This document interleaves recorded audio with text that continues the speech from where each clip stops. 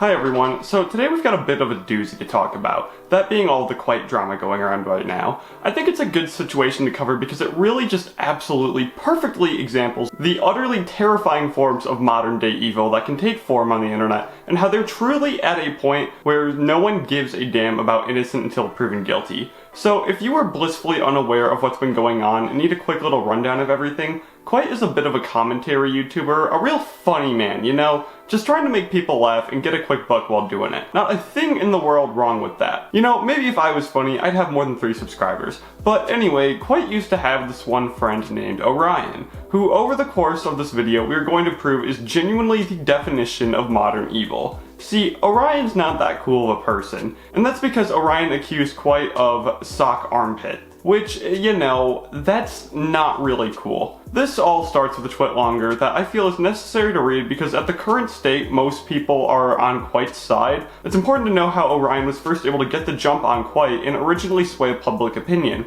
But if you've already seen it, then you can jump to the timestamp on screen right now. The twit longer reads, "Hello, I never felt I could come out about this, and I've struggled with this for years before writing this, and I doubt it'll be anything close of years after I write this that will ever be released. But in the case that you're reading this, I have to come out and lay what happened to me. I was rapped by a man known as the YouTuber Kwite in February of 2018, and had been in an extremely toxic friendship / on and off relationship with since 2017. To start, in the beginning, I had found Kwite's channel when it had less than 500 subscribers, and as a teenager wanted to make art for him. Because he didn't use his face in videos, I thought he would have an easier time if I drew him and recommended that he wore sunglasses and a face mask instead of manually keying his face out with the black box. I essentially came up with his persona with him and drew various talk sprites for him for free, and he only ever used maybe once. We were around the same age and slowly began talking and bonding over shared mental health issues. At this time, I was undiagnosed with autism and borderline personality disorder, which I have diagnoses of now, and thus was unaware of how these would affect me in the coming relationship. We had, and how he would most likely, without knowing, take advantage of me. At first, we were extremely close in ways that helped the both of us. He showed bits of his past and I showed bits of mine. However, slowly my status as an artist would land me in more YouTuber circles than his, and he would slowly try to encourage me to let him join said spaces.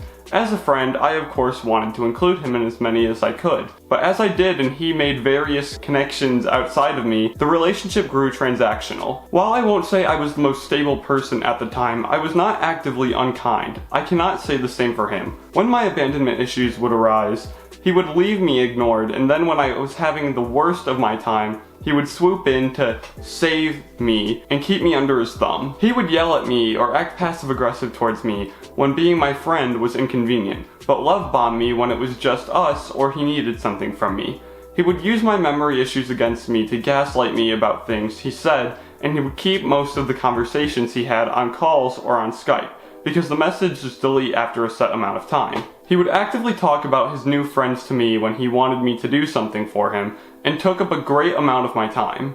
Eventually, we met in real life a few times. I had parents that weren't cool with me being trans, so I told him my dead name to use only when my parents were talking to him. But after knowing this information, he would use it as a way to belittle me. The first meeting was fine, but he had a rule that I wasn't allowed to take any pictures of him, but he was allowed to take pictures of me. After promising and begging to take a few pictures that wouldn't and still haven't been posted for memories, he let me take a few before he left. The second meeting, however, was different. We had planned to meet up while he was on a vacation in my city, and thus I would pick him up in my car, and we would go to both a trampoline park and go to see Black Panther. This is where the worst of his behavior occurred.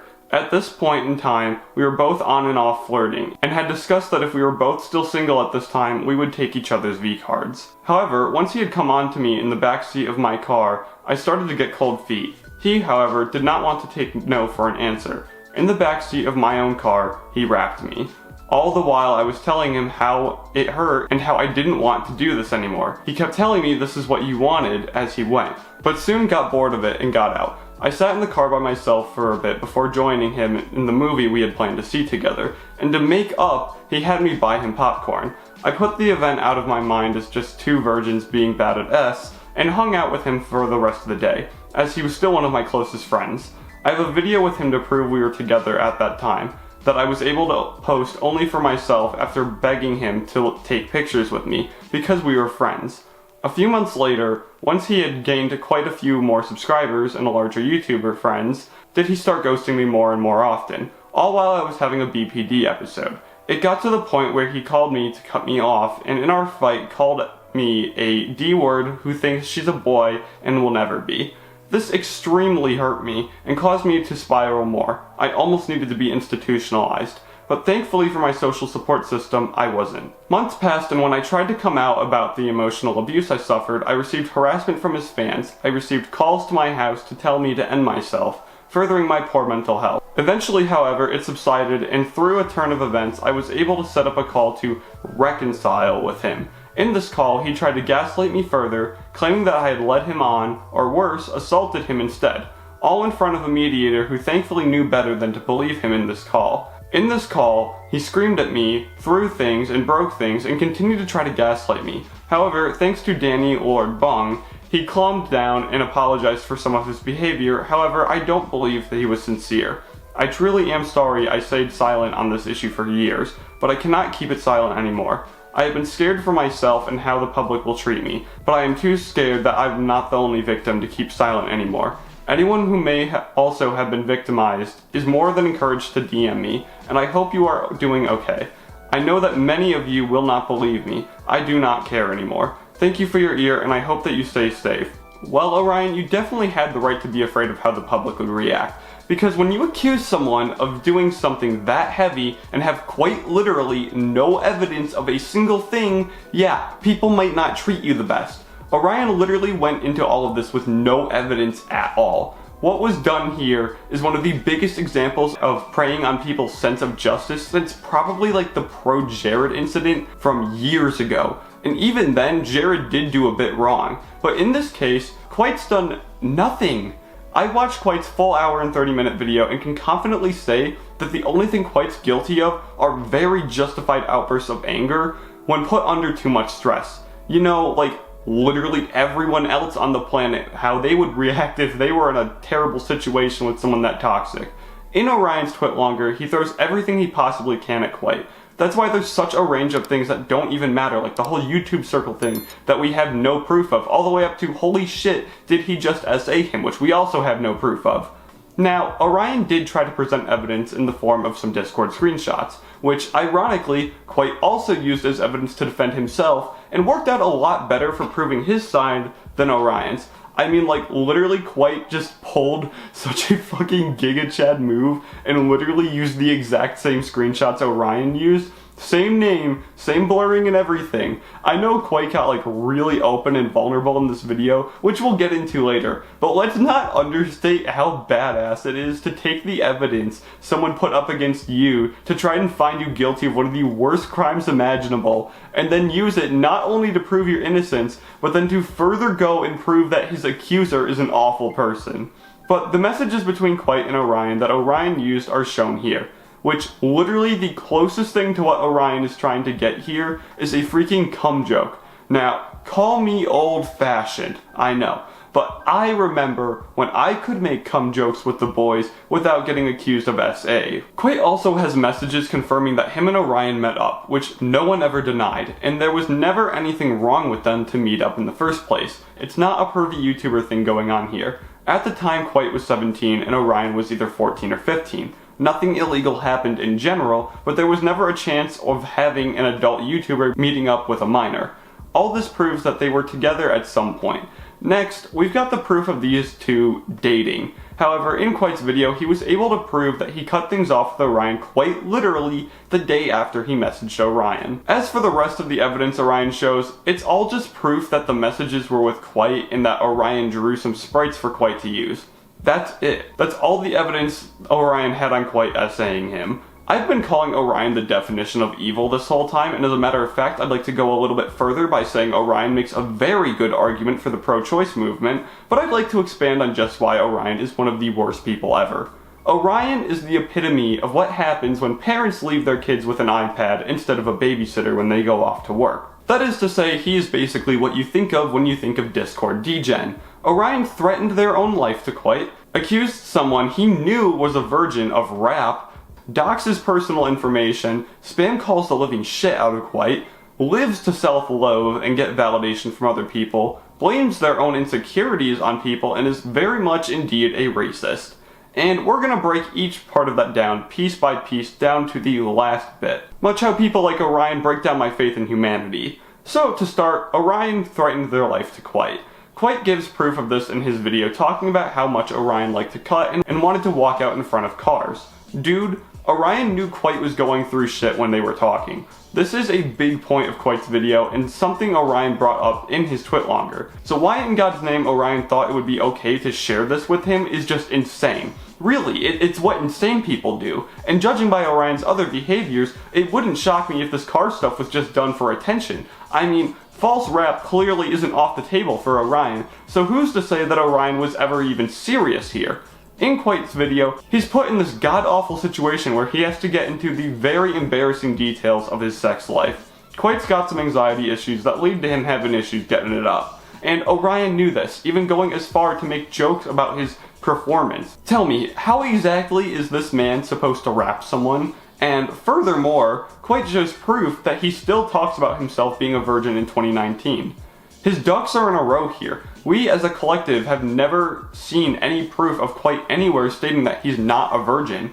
Let me ask you something. If Kwite wasn't a virgin and he did commit this crime he's being accused of, don't you think it's a little weird that he would have never at least said to someone that he wasn't a virgin, just like passingly or as a joke? He's truly a virgin. Get some bitches! See, we're joking here because we're all aware that we're joking with the good guy here.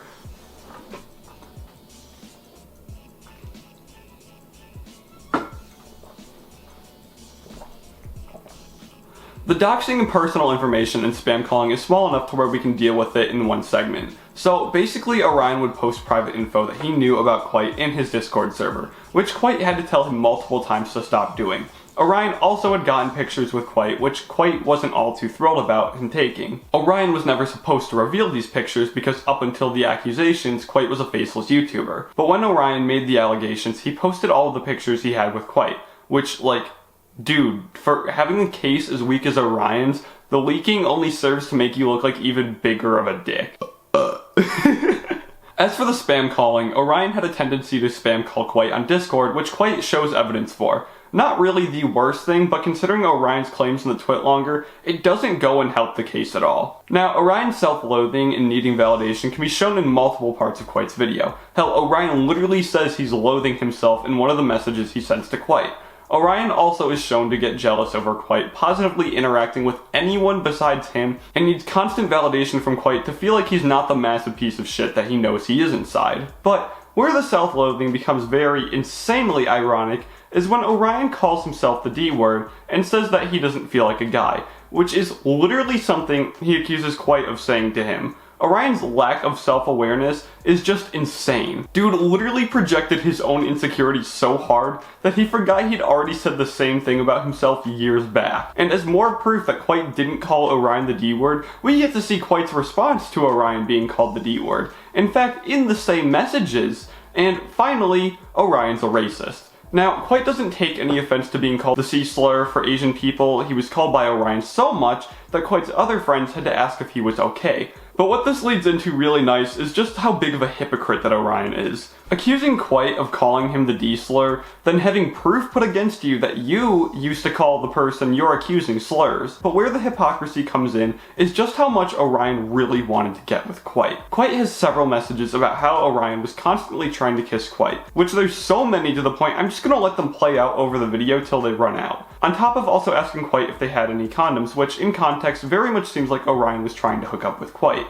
The amount of times Orion tries to make the move on Kwite while he continued to avoid it or just totally shuts down Orion is baffling. Like, my brother in Christ, you made him feel uncomfortable knowing how he doesn't like physical intimacy, and then think it's a smart idea to accuse him of one of the worst physical crimes imaginable. Nothing adds up with Orion and only serves to prove how much of a hypocrite Orion is. So, after I finished Kwite's video, I wanted to do more research on Orion's side of the story, which is where I ran into this medical document.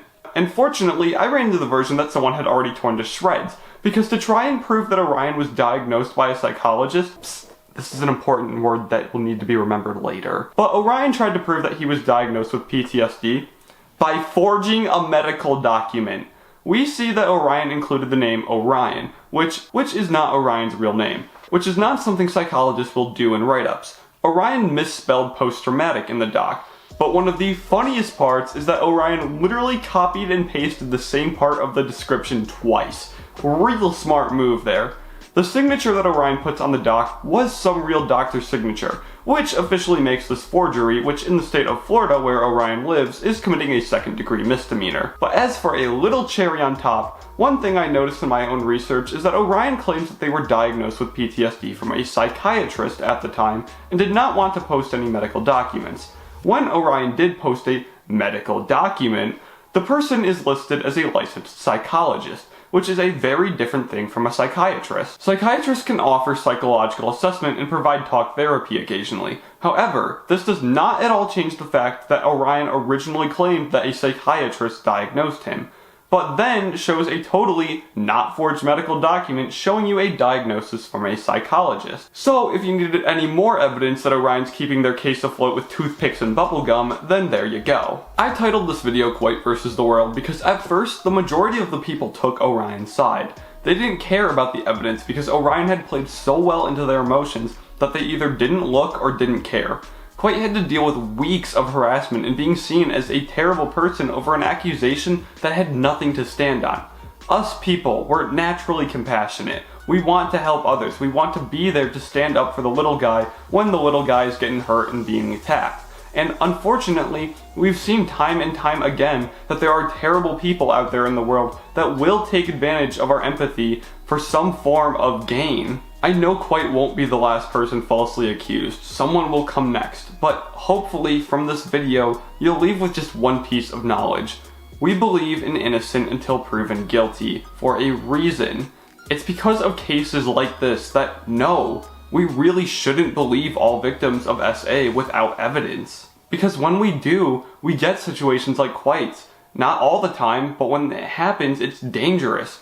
Kwite just so happens to be able to fight against the world and win, but not everyone wins. I know people in my personal life that have been accused of this crime, were attacked by people, and tragically didn't live long enough to receive a real innocent or guilty verdict. The world took Kwite as guilty immediately, and after being wrongly accused of such a terrible thing, it truly is a miracle that Kwite's still with us today. And I don't think enough people understand that. Because not everyone makes it out of these situations alive, and a lot that do live with the scars permanently. Kwite's gotta live with the fact that somewhere out there in the world, no matter what evidence is supporting him that's gonna come out, there's gonna be people that'll see him as someone who committed one of the worst crimes that didn't end up taking place.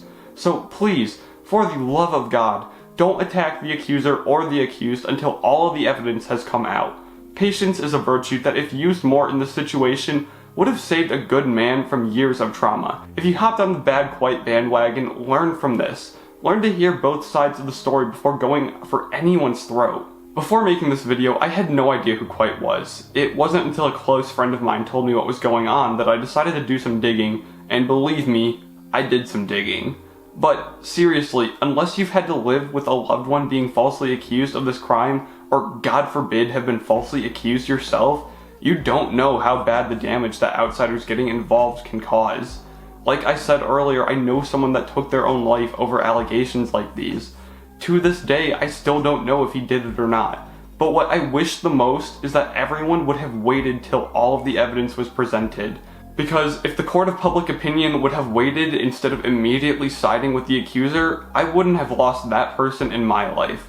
But I'm ready to wrap up this video. Moral of the story today, wait until all of the evidence comes out before attacking the accuser or the accused. Because you can never know until everything comes out who's really in the wrong. You can always say things like you're sorry to the accuser, you know, just be nice and stuff.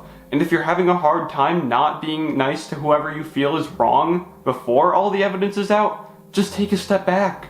Walk away from the situation for a bit. It's the best thing you can do for whoever is the one in the right situation and for yourself. If you like this video, then hey, maybe drop a sub. More good videos on the way in the future, and you're not going to want to miss them. And maybe peek at my other videos, you might learn something there too. Alright everyone, see ya.